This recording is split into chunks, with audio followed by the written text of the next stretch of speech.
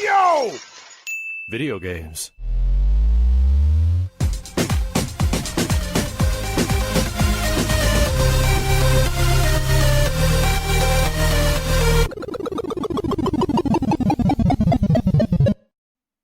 What up, dudes, and welcome back to the Yo Video Games podcast. I'm Matt. And I'm Andrew.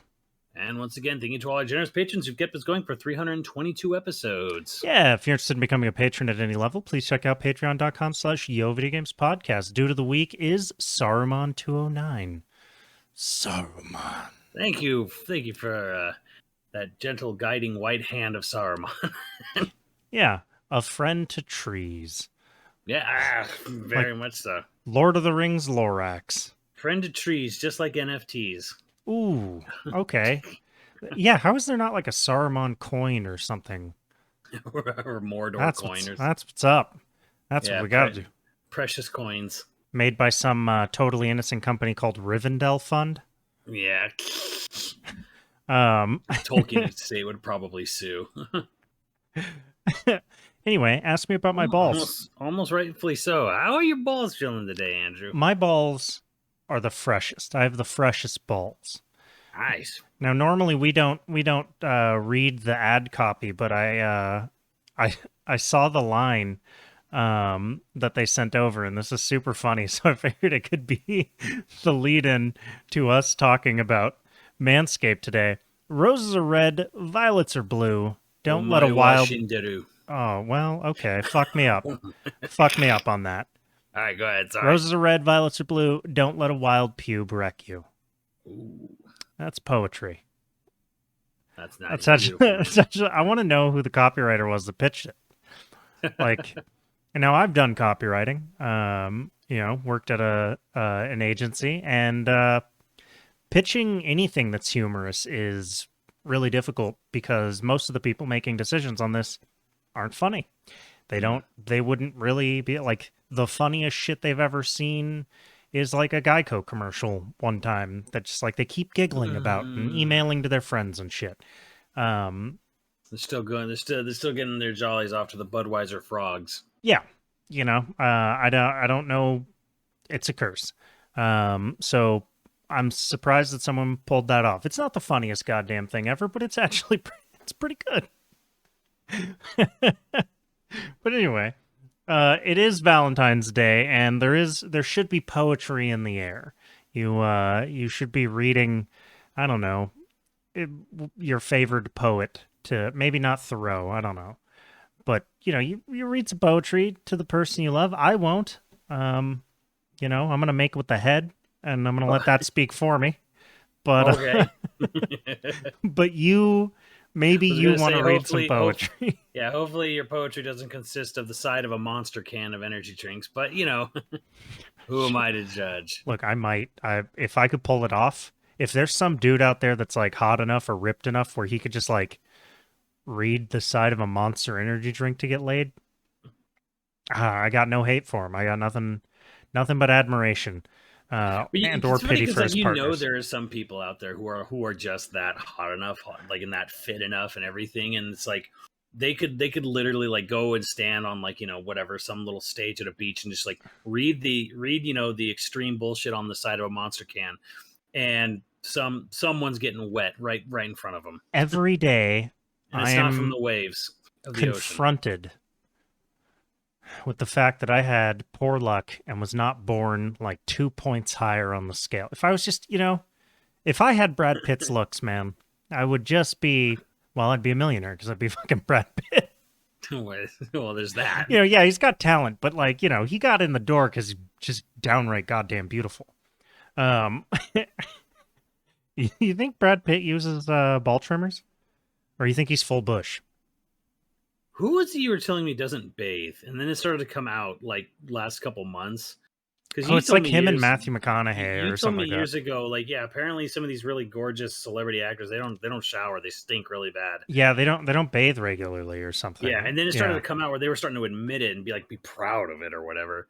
And I was like, oh God. And Was Brad Pitt one of the people you said like didn't bathe? Was he one of the non-bathers or whatever? I think I remember him. He was like a chain smoker or something, so he smelled bad because of cigarettes. I don't know if it No. was he didn't bathe. I know Matthew McConaughey like proudly talks about not bathing very often or too often or like bathing every couple of days only or some shit like Yeah. that. There was a couple celebrities, I couldn't remember who, and And I that was just man's kind of half like, sweat, so yeah. So I'm like, all whoever, right. anyone who says that, like, yeah, I don't believe in bathing regularly, like, they don't believe in it. Like, it's one thing if just kind of like, oh, you went out camping or whatever, and it's just kind of like, yeah, I don't, not making Oh, a point. Or if you're like on like a really crazy shoot for like if you're an actor and you go and you're doing something really fucking intense and you're say in the middle of location on the Sahara or something, and it's just like you just don't have access to like that. And you're like, yeah, I just didn't bathe, because like, yeah, one, just you're didn't Leo have access, and DiCaprio on the fucking two, Revenant. yeah, and two, I'm just this is just it's better for my character anyways. Like it's better that I don't look like permed and pressed every day. Like I should look worn down and wear and tear, kind Another of thing. thing that Like, they could try to do is just acting. They could just yeah. act. Well, I mean, like let's say for example, like you're filming Dune, right? And it's like, oh, you're out on location somewhere, and you're like, hey, I want my suit to look clean, and I want my my battle suit to be fresh and clean every day for every day of the shoot. And it's kind of like, isn't your shit like supposed to get fucked up? And I think Denny films chronologically.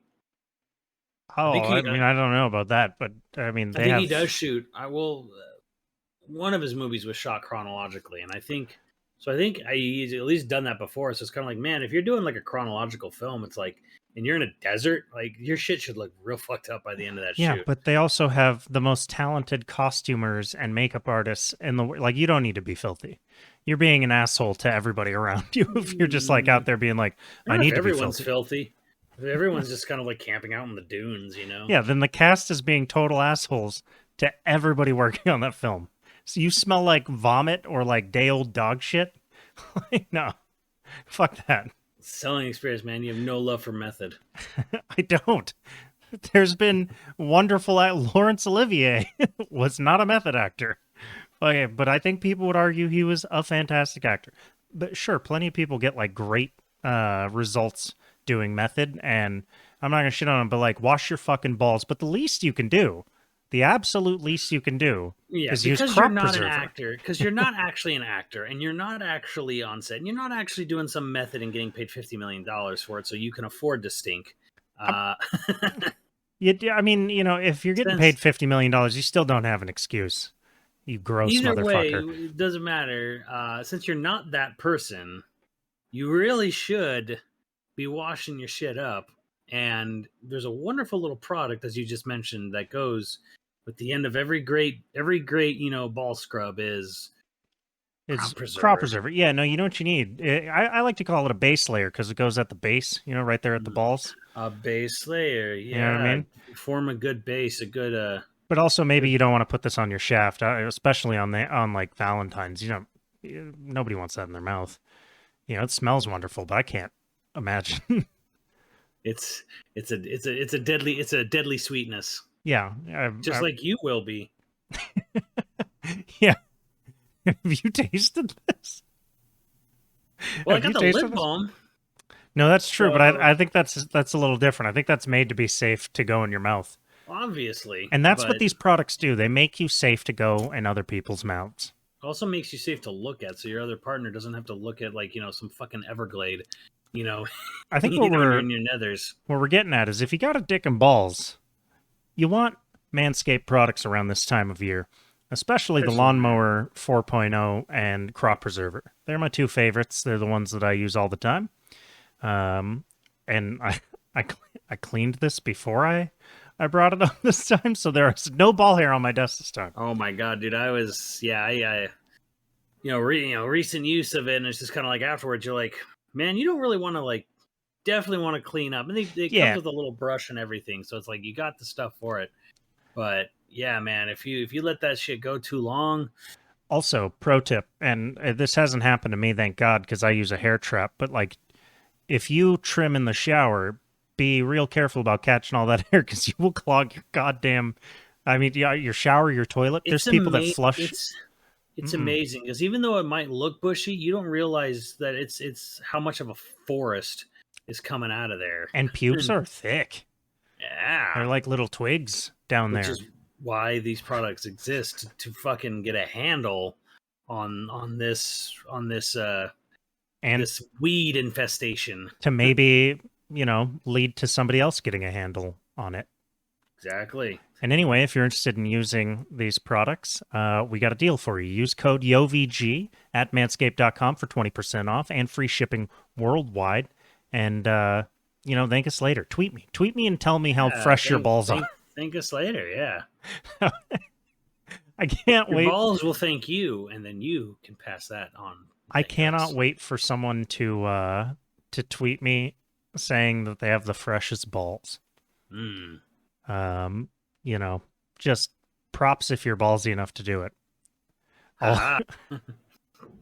Not even intended. So we had some not really big news. I got we should talk about a couple of the it's more of like a broader subject, really, honestly. But we should talk about a couple of things before we dive into that broader subject. One, building off of what we talked about last week, is like they're expecting $150 billion to be spent in mergers and acquisitions this year. And Activision was only 7, and Bungie was like 3.8, 3.9, 70. Like Activision was 70. What did I say? You said 7, and I was just say, damn, that's a deal. I 7D. Yeah. 7D. Sorry, 7D, and then 3.8, little 3.8, 3.9 for Bungie. I'd really love to have just like a small 3.8 billion. That'd be great. I would enjoy that, being poor on the 1% standards. Basically, someone's out there claiming that this is not the end of it, and that it's going to at least double. And it doesn't get bigger than Activision, so it's not going to be like one big company, like one more big act. That sounds like it's going to be many smaller. Yeah, I think you're going to see like Bungie, a bunch, and part of me is now like, although I was kind of like, oh, Activision getting bought is cool because fuck them. I am still not a big fan of mergers and acquisitions in general. See, that's the thing. It's like starting to hit home harder and harder with me, where it's kind of like, oh yeah, it's gonna be bad. It's like, hey, what do you think of this? And I'm like, you know what? I actually don't want anyone to start getting gobbled up anymore. I don't like, even though like Sega is like massively underutilizing their catalog and their properties, and I would rather they just made a comeback. I don't think them getting bought by anyone is really gonna, realistically speaking, if anyone bought Sega, I don't think their output would they're not gonna suddenly go back and make a bunch of small, follow-up sequel games. Like, you're not gonna get a bunch of Sonic Manias and Streets of Rage 4s and stuff like that. They're not gonna suddenly start doing that. If anyone bought them, like, just that light a little bit. It's very hard for me to see a scenario where it's good for any one of these dickholes to get to get bought up. Any of them, like, I mean, Konami getting bought up wouldn't, I guess, make a huge deal because they're just not fucking doing anything. I guess Konami would kind of be the one last.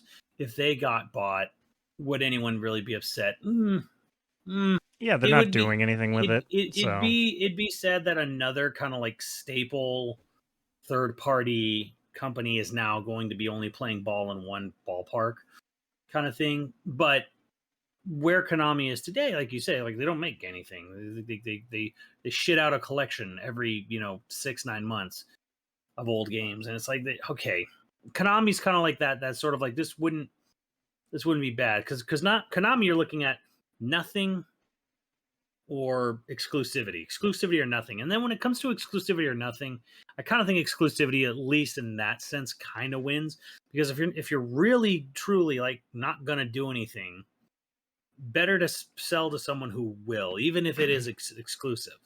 Yeah, at least your IP, Yeah, just so dump it, man.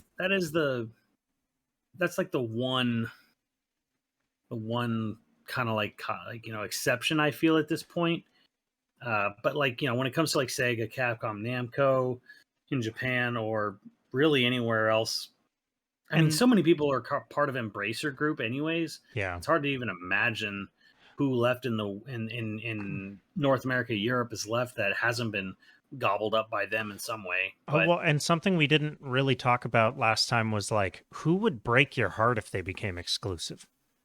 Like, who getting bought would just be like, oh, I mean, you have all the consoles, so it's none of it's really gonna yeah, break your see, I heart, was but gonna I like, was gonna point that out. I'm like, well, nobody, since but the they're average all person fucking doesn't there. have every console. Right. It's unfair to expect people to be at that. Although I feel like with how cheap the Series S is, it's very competitive. I Um, Yeah, but at the same time, like it's insane to me how many people think like everybody can just have every system. well, no, I mean, I honestly, if you want value, I would get a Series S. And this is weird to say, but it's like of all of them, Oh like yeah, but more than any of the others. because it's $300, I think, for a Series S, and you get a Game Pass subscription, and that's going to give you the most insane value. Well, You're gonna get like you're gonna get next gen, low end next gen, but you're getting next gen, and then you're gonna get an insane deal for all their stuff and and you all could the other. do that Game Pass and a Switch for just a little over what a PS5 will cost you Five if you can cost even you fucking find one. if you can find one. Yeah, so Exactly. that's actually that's PS5 fair. is and Series X for that matter are in such a weird category. I feel where it's such a different subject now, because now you're not even talking about like, oh, these poor PS5 owners or whatever, because like, one, it's expensive to find these consoles, right? I Yeah. mean, no one's getting these consoles easily. You know, Yeah, I got many of mine them by are not luck. right. Most of us all just kind of got up by luck, and there's a whole different subject about like, at what point does it start feeling like it's not worth it? Because it really kind of isn't right now. Like, if there were way more PS5s, I feel this would be a bigger issue, where it's kind of like, why did I buy this PS5 when Yeah. everything is still cross gen and Yeah. it feels more like a PS4 Pro Plus? It's mostly just like a better PS4 Pro at this point. It's not like we're not getting games that are fully taking advantage of all the shit inside of it. I So, but that's like a whole wonder, separate argument. That's kind of like a first world argument, but it's an argument for yeah. another day, really. And it's only because of the chip shortage that we have, and the fact that no one can get these. So it's like, I don't I don't blame the companies for sticking to cross gen. Makes sense, because you you're not going to make a game that's going to sell two, You three don't, million yeah, at you don't have a best. choice at this point right now. Or you just don't. Yeah, you really don't, because like, no system. The attach rates of systems are what they are, and it's like, it's not going to add up. For exclusive PS5 sales right now. So yeah, I get what's happening in that aspect. So And um, you heard that they're overhauling their PS Play, to sort of compete with Game Pass. That's yeah, I happening mean, that's soon. that's that's the big ongoing rumor is that like we're going to see something about that really soon. Cool, whatever. Yeah, I I wonder. I I wonder. I, I hope so, because It's only a it win for is. us. Yeah, it's only one for us. So the But I other think getting little back, I think thing, getting back to your point though, is like, what would be the sort of most damaging or heartbreaking or whatever, and I don't know. I can only answer for myself personally, which is weird because, again, I have everything, but I think I think it would be kind of, this is going to be so fucking weird. I can't believe I'm saying this. I think it would be weird if Capcom became, say, a Nintendo exclusive, because they do a lot of work. I mean, they have Monster Hunter Rise, but like, to take away like the high hmm, end RE experience, the high end Devil May Cry experience, the high end Street Fighter yeah, experience, the high end, and the high end Monster Hunter, the Monster Hunter World side of it. Um, yeah, I I think that could would see kind that of be upsetting. suck. It's weird to say this, because it's like, I'm usually kind of known as a Nintendo guy, if anything, but I try to be as harsh as I fucking humanly can be to Nintendo, and honestly, from a corporate moralistic standpoint, fuck them. But But there's yeah, there's not really a lot of corporations that I'd be like, well, morally, I support them. yeah, right. Um, so, Um, so yeah, like I actually think it would be kind of sad. I think it would be sad if Capcom got gobbled up by Nintendo. I think that would be like a really kind of like bummer acquisition because it's like Nintendo's very much not not on the whole maximizing presentation thing. And so for a lot of people would say Square Enix, but I also am kind of like Square to me they're a lot better than they used to be, but like Square to me is still very much a we make basically what I call like the playmates of video games. Like okay. they make these gorgeous, beautiful, like jaw-dropping things on the outside and are completely fucking empty on the inside. Like just And maybe that would change if Nintendo bought them. Because right. Nintendo is Well, the thing is, because like I'm not that most of the time. I'm not that excited about Square Enix products. Generally speaking, they're beautiful and they have a lot of presentation, but they're pretty vapid on the inside most of the time. Like, and you'll be angry at me for saying that, but it's like whatever. That's me. I don't. I haven't enjoyed much of Final Fantasy until recently. Like 13 was an abomination. 15. I have a soft spot for 15, but it's a fucking mess that they made and someone else had to clean up. obviously 7 remake. Yeah, Kingdom Hearts the same way. I think, and I like 7 remake a lot, but it does also feel very much like they were very focused on the character models and the cutscenes first. Yeah, and then the second billing was the combat system, like just the general how does combat work, materia system work, and then the last, and it feels like dead last in that game was pacing and level design. Well, they didn't have enough time. They ran out of time. So yeah, like to me, Capcom, they don't make games that look, say, as good as Square, but like man, like Devil May Cry 5 and Resident Evil 8, and even like the Street Fighters play really, really, really, really fucking well, and they look really good, especially something like Resident Evil and Devil May Cry, and it's like, fuck, I don't think I want that to be Nintendo exclusive. I just don't want that, man.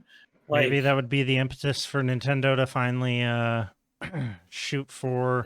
They don't have enough money or power or sway for Nintendo. Like Nintendo's got a big dick, and they're riding high on their hubris right now. I mean, I went over it earlier today on my stream about the whole, because they had their quarter financials come out, and I got to talk about it finally, and I was like, okay, look how much money they're fucking pulling in, like in the last 3 months, and then they've already sold more than the Wii now.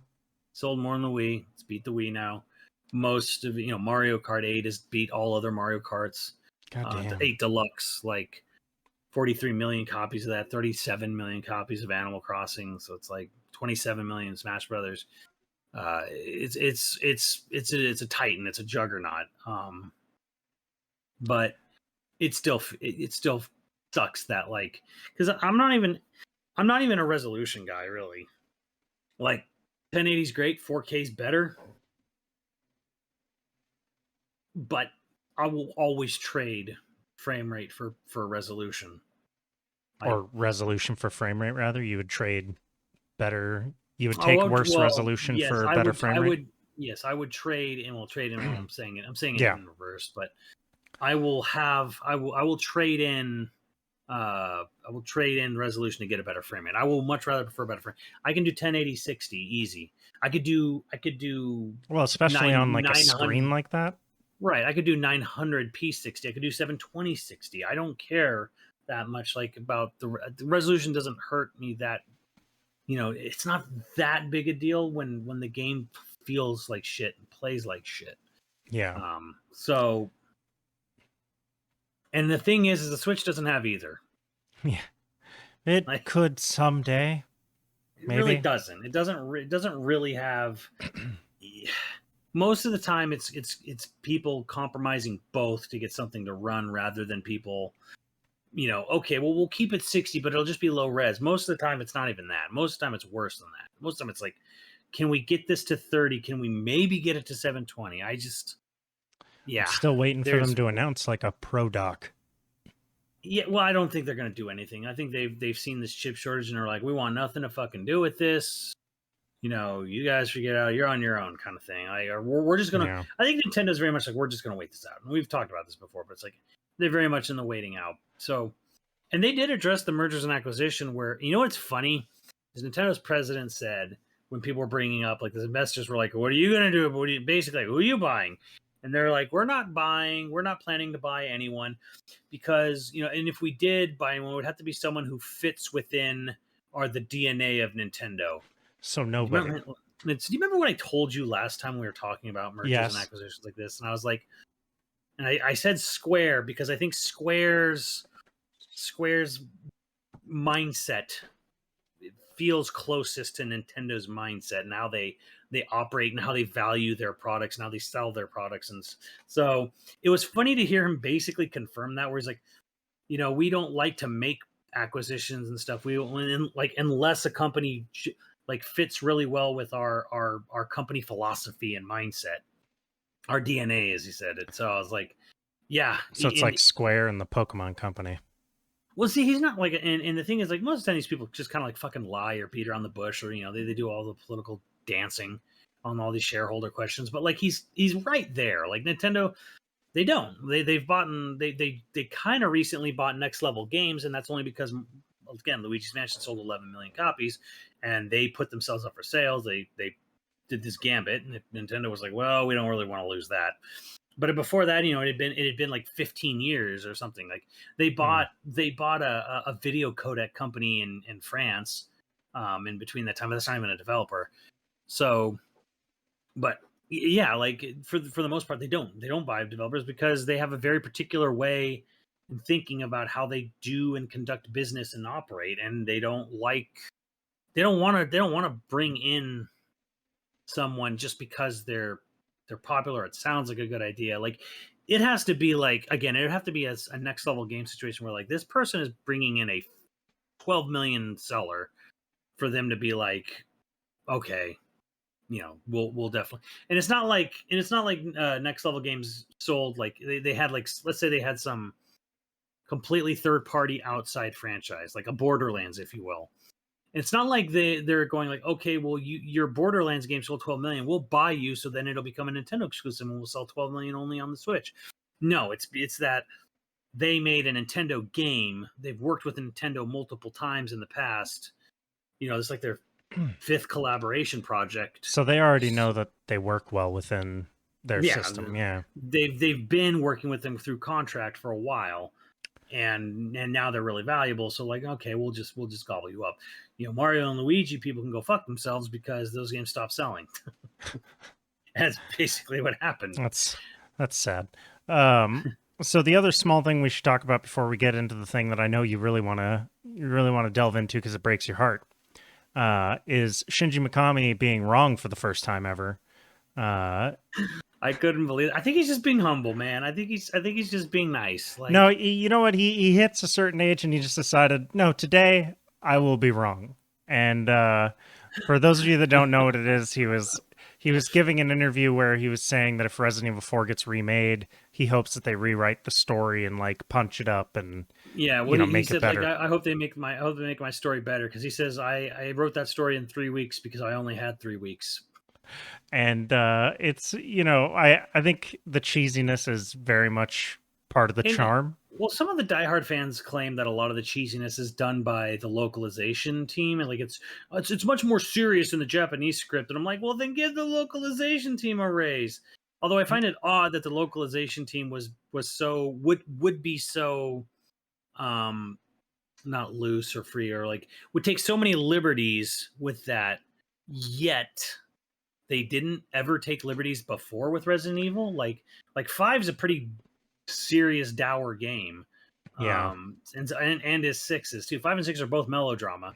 Now, so I find it weird that the suddenly like, oh, what, like now after 4 was this huge success. If like, they're going, we need to pivot now. If they're going to remake 4, you know, be more serious, isn't that all that Village was really? Pretty much. Yeah, and even and more to the point, like with the original game, it's like, bro, there's a scene, there's an option to sit on a throne and do a pose. There's no dialogue in that situation. They just threw it in there because it was goofy and worked. Like, I don't care how melodramatic it's supposed to be. The merchant doesn't fucking make any sense. What do you mean? Like, the merchant's the only real world aspect to that game. just this weird teleporting gun-toting maniac who talks like, you know, like James Stephanie said, like talks like a pirate, and Just has eyes that says he's a Plagus. yeah, pretty much. It's like, because why not? 'Cause Yeah, it's a video game as video game. They don't care. Like, I hope they take it and remove all the aspects that were lovable about it. Is basically what he said, and he was super fucking wrong. And we're gonna move on from there. I think he's just being humble. Probably, I don't know. He's just being nice. Allow me He's my just- anger.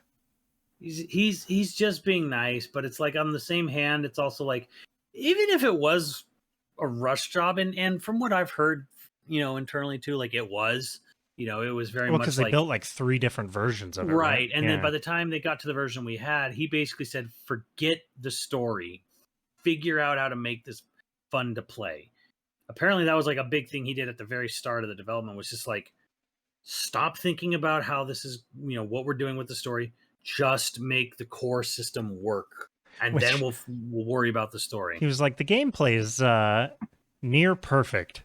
And I was like, okay. I mean, he's not totally wrong, but you know, he's wrong about the story, which sure doesn't make a whole lot of sense, but none of the stories do. RE4 has the best story in the Yeah. entire franchise. And everyone, and I know RE fans will disagree with me on that, but you know it does, because it's the most quotable, it's the most memorable. It's over the top, yeah. And it knows what it is. Like, the games are quotable. Like RE1 is quotable, not intentionally. It is very unintentionally quotable. Well, I mean, whoever wrote Jill Sandwich, they were looking for quotes. And Yeah. the master of unlocking things? Ooh, the Oh, yeah. master of unlocking. Well, it's kind of like, and then here's the thing: what is Chris's personality? You know, in RE1, I'm meathead. he has a gun. Yeah, he's a That's- meathead. He doesn't even have he's not even a meathead. He's just fucking a meathead. I think is almost too much. Is giving him too much credit personality wise. Yeah, what I would really they- love is if they would have let Robbie Amell be a meathead jackass in Welcome to Raccoon City to play Chris. I would have loved that because one, Robbie Amell can play a meathead jackass better than Yeah. like anyone alive. He doesn't really have any defining character traits other than he's a good man. He's a good guy who work hard till the end. I'm like, He's butter. He's basically the mantra of every Japanese businessman. Like, he's a hard, dedicated worker who will do the right thing no matter what. And he'll see it through all the way to the end. It's like, he has no fucking personality. My favorite way to describe him is he's butter. Everybody likes butter, but you know, nobody's sitting there going like, man, I wish I had butter flavored anything. Like, yeah, butter's great in pretty much every way that you're going to use butter. And that's the thing. Like, RE4 from the beginning is like, okay, we established Leon as just a cheesy, wisecracking badass. Yeah, he has a character. And he's lame, but he's badass. Like, he has that whole kumbaya line right at the beginning of the game, and it's just kind of like, does this guy know how corny he sounds? Doesn't matter. Well, No, the answer it's- to that is no. They didn't know how corny they sounded. They thought they were making him sound real fucking cool. But there's That's the thing. He is cool, but like the whole bingo line at the end, like, that's the famous thing. Where's everyone going? Bingo? Like, he just had a mob. He just had a mob tried to like murder him violently with pitchforks and chainsaws. I wonder if that line is localization. Like they said some other, like pachinko. Yeah. They said Or pachinko mahjong or something. yeah, and like something that would make sense. And then the localization team was like, bingo. Going bingo. Like, that's the thing, is like, you don't get moments like that anymore, like in anything RE after that point. I feel 8 actually came the closest to going to that weird crazy, because like, okay, there's a fucking robot statue of Salazar that comes alive and chases you, you know, across a cliff in Yeah, RE4, and there's really nothing as ridiculous as that. since then. Although that tank fight at the Heisenberg boss fight in RE8 comes pretty close. It gets Like, pretty ridiculous, yeah. It gets pretty ridiculous, and I feel like 8 was like, okay, I mean, like, and I don't mean like ridiculous in the sense of like how over the top or how crazy actiony it is, because 6 is this big crazy Michael Bay movie, and there's way crazier shit that happens in 6 than any other game. But like when you're in that tank, Heisenberg's literally like yelling about Chris being a boulder punching asshole and shit. It's like, yeah, it's fantastic. This game knows what it is. Like, it knows it's a RE game, and I kind of love that. Although 8's definitely a lot more serious. Like, they play it up a lot more like dramatic than 4 did. But yeah, that's fine because it's not 4, it's 8. But I don't want to see 4 become 8 because I have 8.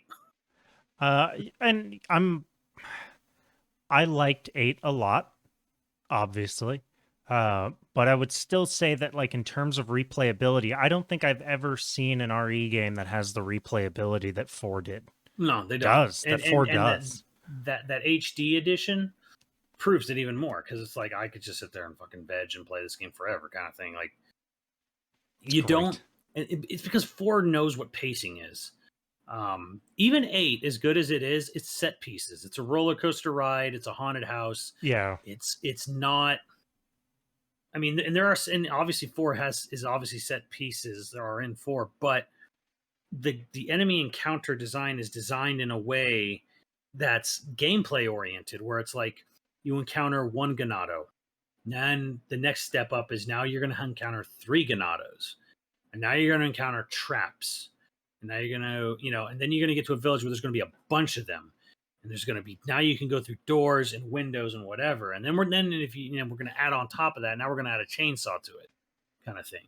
And then the next scene after that, it's like they introduce a mini game where it's like you shoot down blue ribbons while you're kind of going around this farm, and you introduce verticality a bit with the barn and stuff. Yeah. And then we introduce boulders. So then we introduce QTEs. And right after the QTE with the boulder, we introduce dynamite wielding enemies. So there's like, okay, there's this guy. Now some of them can chuck dynamite at giants. Yeah. And then you're introduced to an area where you find the merchant. We introduce the merchant, we introduce the shop mechanic. And then, if you've been saving up money, you can get a sniper rifle. So we're introducing rifle mechanics. So now you're getting like sniping stuff, and like, it's just this constantly throwing new ideas. They're constantly changing the game up. Like, not morphing the whole game entirely, but it's constantly building and tweaking your encounters constantly, all the time. And I'm not saying like there's no 2 areas that are the same. That's not true, but like they even know when to have breather moments too, right? So like after that big village, you go to the barn area, and there's like 4 enemies up there. But they're actually minding their business until you alert them. So it's a bit of a breather and lets you kind of like look around, explore, shoot the medallions, and then after the big valley moment, like you go into that area where they're chucking dynamite at you or whatever, and there's like a little bit of a breather where like you just go through the sewer little thing area, you shoot some fish, climb up the ladder, kill some crows, have a nice Saturday afternoon. And then you find Torres Mendez, and you get a little bit of a cutscene there or whatever, and then it moves on to back into the village kind of thing, and as you go back towards the church and stuff. So no 2 boss battles are the same in that game, really. And that's the thing, is like when I think of RE5, I the whole the game kind of like blurs into chunks for me. Like the whole beginning part up until you get to the fucking boat where the guy turns into a big fucking space whale penis. Yeah. And you just do it. You just kill him with turrets. Giant catfish. Yeah. I mean, there's even the bat in the truck, I think you fight out. But like the whole first part of that game is just kind of like you're just kind of going through village and you're shooting mobs of enemies. Yeah. Which I still had a great time. And you do have a great time with this co-op. But like you play a single player and it really kind of changes. Doesn't exist. And like they try to mix it up with like, well, they do that where like they escalate it, and I'm like, but the first fucking scene of the game, like a big hammer man comes in, Yeah, so like, and you're fighting a giant crowd almost immediately. And then it's just kind of like, okay, then you fight. You just keep fighting waves of enemies through this dilapidated I think an village interesting area, thing and that 5 doesn't get credit for is that 5 pretty much assumed you played the shit out of 4. 4, yeah. And so, like, they immediately kicked it up a notch. Yeah, I mean, they did, and I think co-op is probably another factor in that, where they're kind of like, juicing, the encounter rate up. But like a lot of 5 is just 4 again. The big hammer guy is a lot like the chainsaw guy, and then there is a chainsaw guy, and then at one point you fight an El Gigante, but like you do it from a turret, because a lot of bosses in that game are actually just done with turrets for some reason.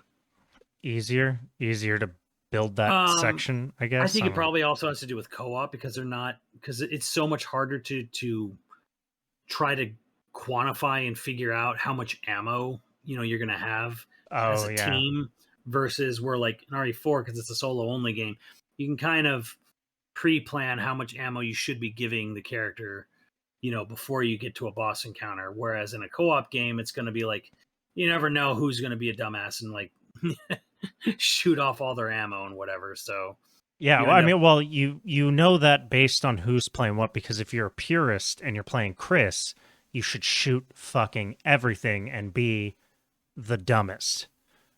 And that's how I play Chris. But if you're Sheva, you should be the coolest, and you should also have a cool head. Right. And that's how I play Sheva. So you're saying you'd LARP RE5? Yes. Right. I play RE5 is the only other Resident Evil that I played almost as many times as 4. Yeah. Purely because of co-op. As a co-op, I don't think it's controversial thing to say, but RE5 is just kind of like, as me and Max call it, we call it a imaginatively bankrupt 4. Yeah. Although it's 4 DLC for 4. it's 4 with co-op, but it's kind of a creative. We call it creatively bankrupt. We call it creatively bankrupt 4.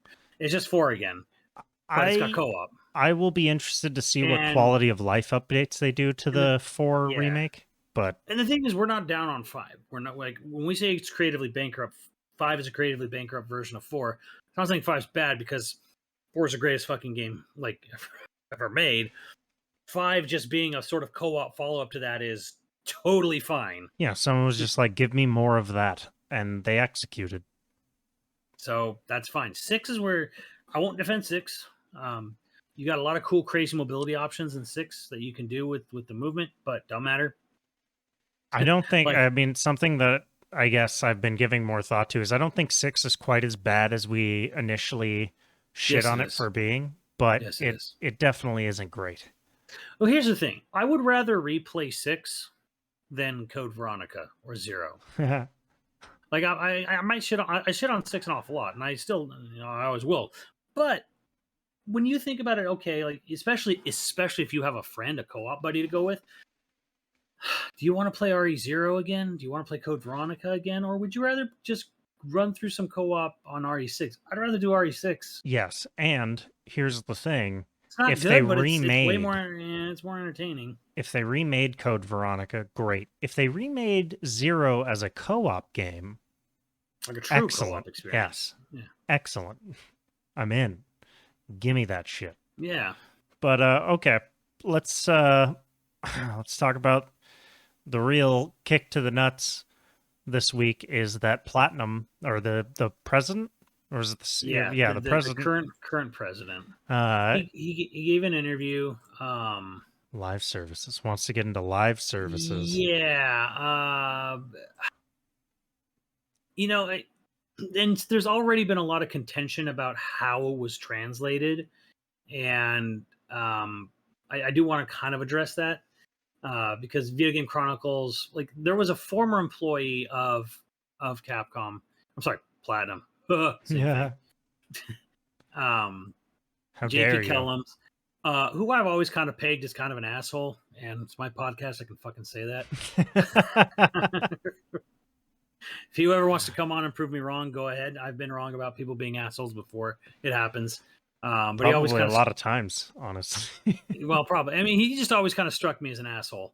But anyways, I'm not saying what he did here, I think is cool. I'm good on his part for here. But basically and he worked at Platinum from the beginning when it first started to about 2015, and then he went to work for Madden at EA Madden in Florida. So probably you can kind of see where I'm kind of going with That's this. a jump. He was the one who was saying how he thought it was shameful that there was a ticker inside Near Automata that tracked how many times you tried to upskirt 2B, and like let everyone know if you did, because it gave you this like really like shameful like trophy that everyone could see. Yeah, it's hilarious. And he thought that was just he's like, I would have fought. He's like, I would never have allowed that if I was still working there. I would have fought against that every step of the way. Well, and you're a like, fucking stick in the mud. Shut up. Right. So I'm just kind of like, oh, I'm sorry, Mr. White Man, with his bio photo on a fucking yacht in Florida working for EA and the goddamn NFL, trying to preach morality here in his video game. Shut the fuck up. So that's why I've always kind of been struck him out as kind of pegged him as a bit of an ass. But here's how he says he would have translated what President Inaba said. He says, since nice people ask nicely. Yeah, right. Here's how I would have translated the full quote from Inaba: not interested in creating confusion or spending time cleaning up other messes. So any errors here are entirely my own, and I won't apologize for them. So here's his quote. Let's see. Oops, I almost slipped and said what we are aiming towards and spilled some big details. Laughs. Project GG, Kamiya's big kaiju-based game project, is at a stage where we are trying lots of things, so I can't really share too much with you. However, speaking broadly about game development in the future, I feel that unlike up until this point, it will be key to create games that people can fall in love with and play for a longer and longer amount of time. Of course, we want to keep making and keep close to our hearts smaller games full of ideas like Sol Cresta or titles in the vein of Bayonetta that feature fully realized one-off stages that you enjoy playing through until a game over. But when we think about the types of games we are creating for the future, I think it will be something quite different to these sorts of games. When I think about how the market may change over the next 5 years, I think this will be an absolute must.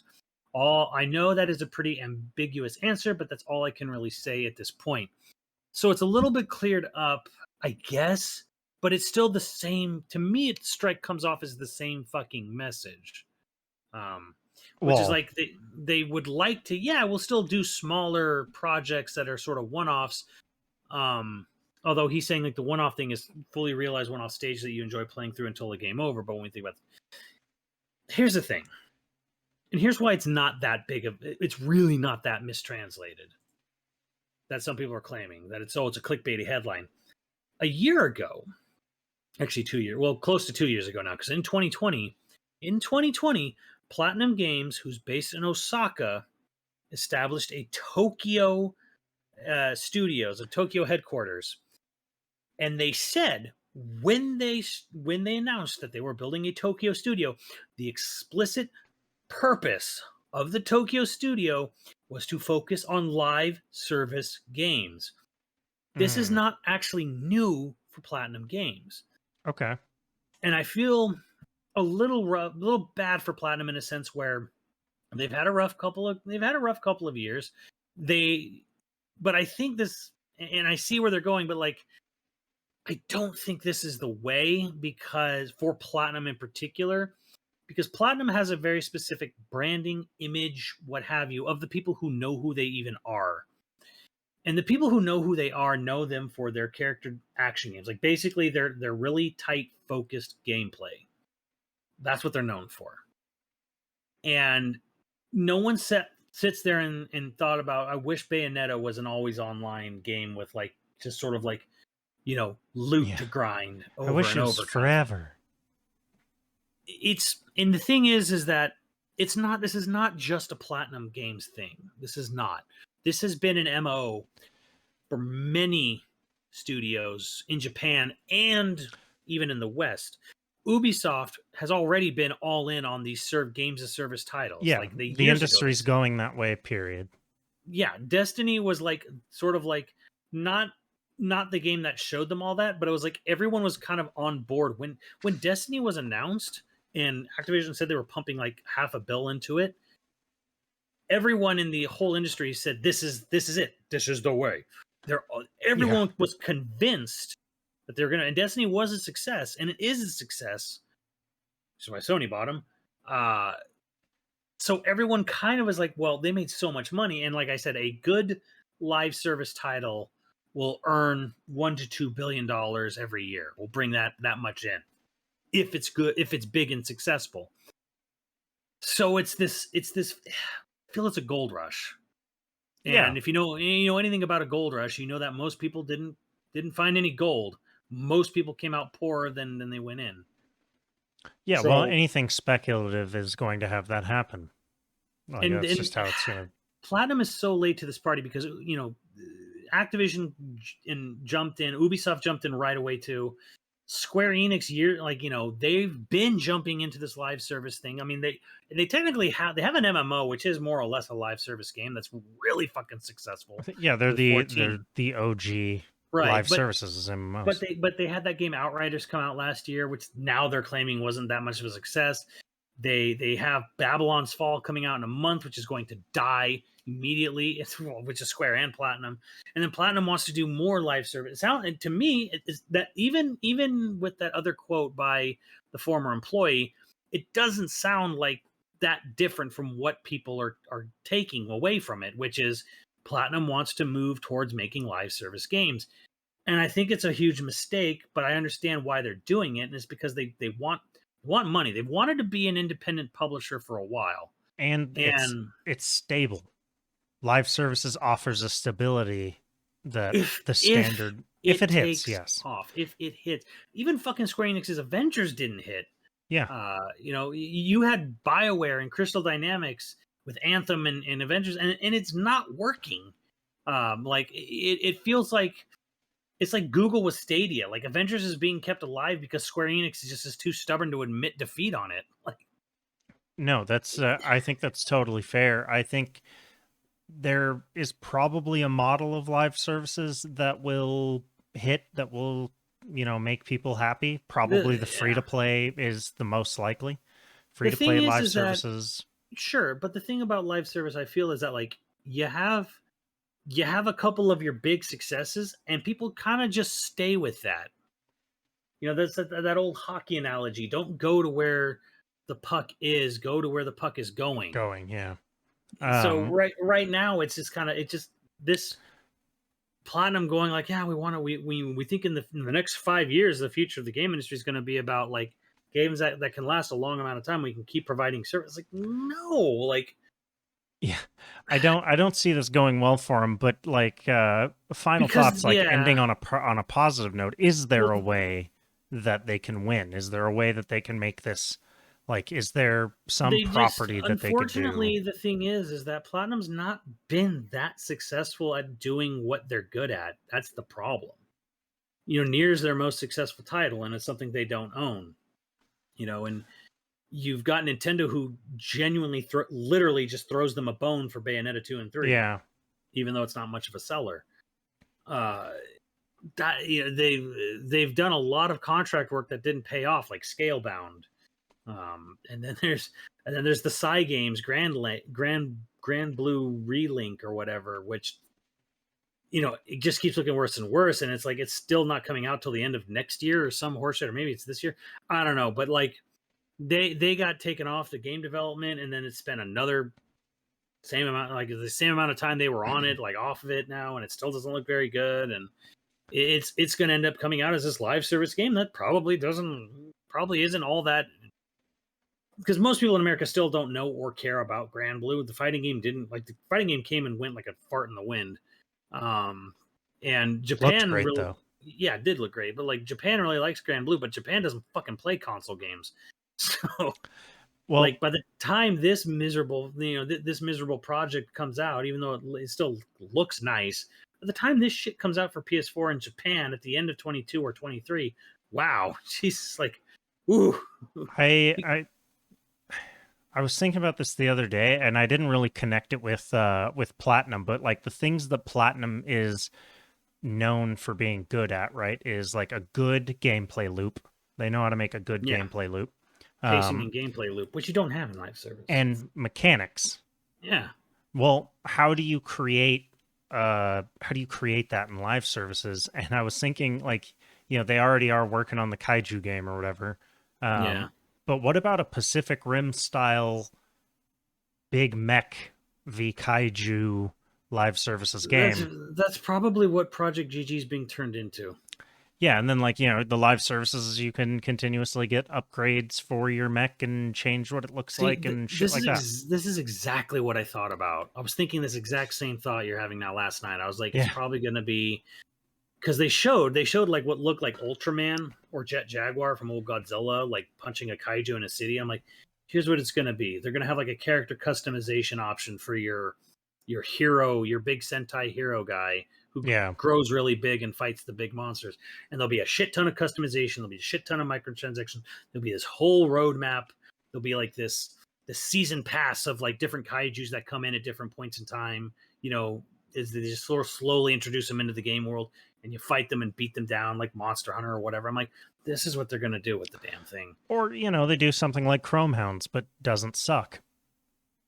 I don't know, man. It's one of those, like, I want to look on the positive of it because I want Platinum to succeed. I want them to do well. I don't particularly like live services as a concept. Here's my biggest thing with it, though. Making any video game is a gamble. It's a risk. Any video game, making any product. Making any product is a risk. Making any video game is a risk, especially when you don't have a major old IP behind it. You know, making anything new, making any new IP for a video game is a risk. I think it costs, like, the cost is larger and the risk is higher for a live service game to fail than if they just made another, hey, we made Vanquish, 2, like another Vanquish style game. Didn't sell. Shit, and they lose money and it's not good. But, like, if you're gonna, the upfront cost of planning, developing, and then trying to see how long you can keep the lights on for a live service game is way bigger than if you just make a game, release a game, doesn't sell, back to begging for money from somewhere else. I think it definitely weaves into the idea of blockbuster mentality, where it's like they want to bet all the chips on one project because if it hits, they make billions upon billions. Repeatedly. Well, that's the thing. It's just kind of like they see the gobs and gobs of money. Being suckered up by like all these other live serve, like a couple other live serve, like their Fortnites, Call of Duties. There's really not that many that are just murdering it, though. There's really not many live services games that are absolutely raking it in.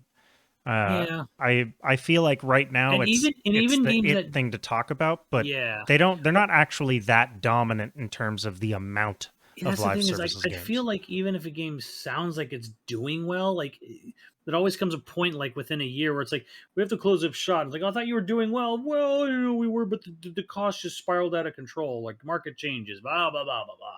Yeah, like, unless you're Grand Theft Auto.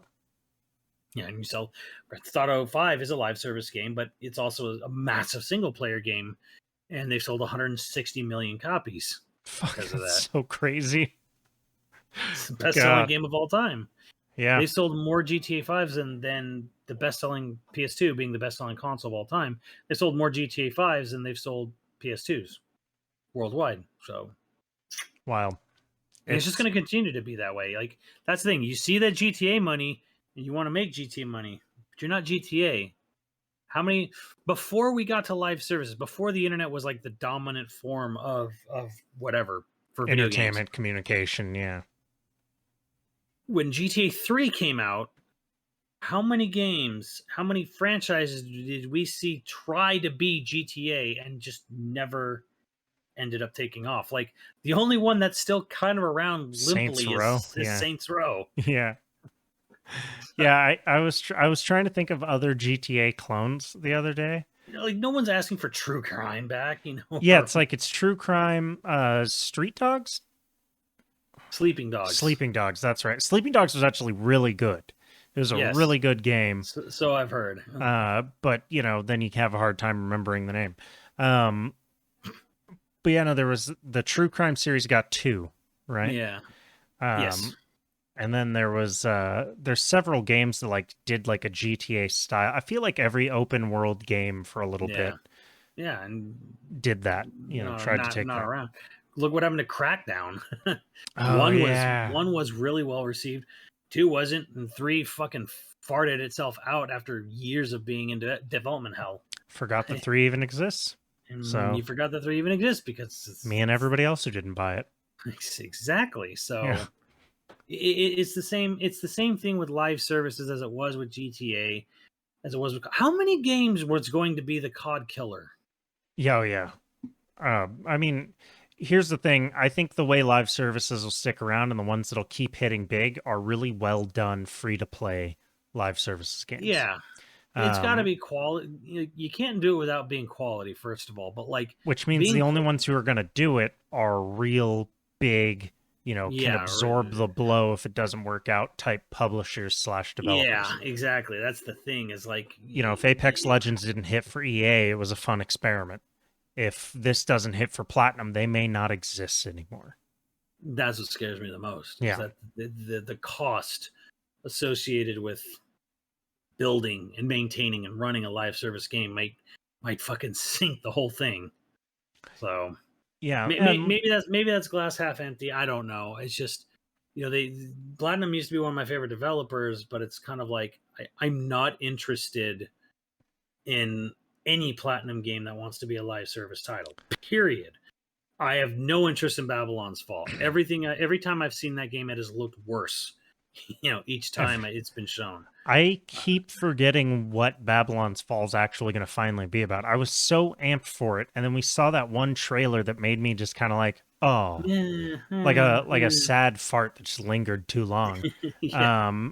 And then like I can't even remember what it's gonna be about. And like the final nail was the last E3 presentation. They had a recent sort of deep dive video, and it still just like looks like butt.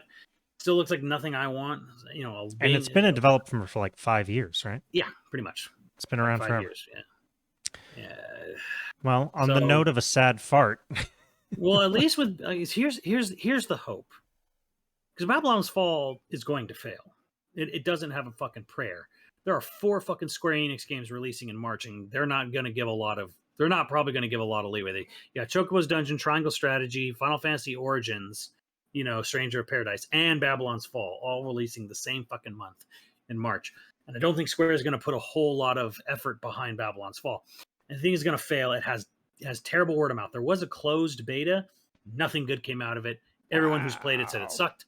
Why would you flood the market with 5 of your own games in the same month? They're rushing to meet it before the fiscal year ends, which is crazy and stupid, but Square. Fair. But anyways, like, here's the hope that Babylon's Fall might be such a fucking disaster for Square Enix, who's going to be eating, Square Enix is going to eat this one. This is their game. This is their project. This was their idea. Yeah. That if this is such a fucking disaster for Square and Platinum and by proxy, I would hope it actually would cause Platinum to like double back and be like, wow, Square lost a lot of fucking money on Babylon's Fall. Maybe we don't do live service. If we don't do this correctly, we're going to lose this much money. We don't have Square Enix money. Is live services the problem, guys? Yeah, are we the baddies? So there's the hope, actually, is that because Babylon's Fall is about to come out and it is a live service game, and it is from a major publisher, and it is going to fucking fail hard. Maybe it's the shock to the system Platinum might need to just be like, ooh, should maybe really reconsider how we want to like pivot, because I don't know what my only guess is this. The only reason I can see why Japan's pivoting so fucking hard into this is because the console market is fucking dead in Japan. Yeah. and they look at what is the best-selling shit in America, where the majority of the sales are, and it's like, well, GTA 5 is the best-selling game, and Fortnite's like the best, most played game. We need to do that. No, you don't. Yeah. It's kind of like repeating the early or mid to late 2000s, where a bunch of Japanese devs tried to make really, really like ugly, raunchy Western style first-person shooter games, and it didn't fucking work, like at all. Like it was just ugh. Yeah, what was like the epitome of that Like attempt? Like Mind Jack from Square Enix, Mind Jack. like something like that, Holy or shit. like Breakdown by Namco, or It's probably sad that those sound obscure, but Square Enix made it. yeah. Wow. Or that Front Mission game that tried to be a Metal Gear game, Front Mission Survival or whatever it was, and it was like fucking horrible. I'm super surprised that there haven't been any Metal Gear. Well, there was Metal Gear Survive. Yeah, but like clones. Like there hasn't been there was that one Front Mission game that tried to be a clone. It was apparently a piece of shit. But now the Konami's essentially dead. Basically said we don't care. You would have thought, hey, this is Sam Fisher's time to shine, and Ubisoft's like, who? Yeah. Is that an open world game we can exploit? No, fuck. I mean, you're not going to buy different night vision goggles for every mission. I don't understand. How can we make money? How can we make money making a game that people will buy? Can we make this a live service open world title? Well, that's kind of weird to do. I mean, 5 did it, I guess, for Metal Gear, but I assume Ubisoft is probably just like, nah. Whatever, leave it. Whatever. I've got an intern to like Assault or something. Oh, nice. Okay, on that note, we've got producers to thank. If you're interested in becoming a patron at any level, please check out patreon.com/YoVideogames podcast. Dude of the week was Saruman209. Thank you, Saruman. We appreciate the White Wizard here. He probably would be a big supporter of live services. And our producers for this episode are The Arnett, Screwnami, Top 35, Hyper Viper 89, Hockey Kong 64, Ziggy Z, Online Persona, and Miles XVS. Thank you, dudes, and we will catch you next time. There, dudes.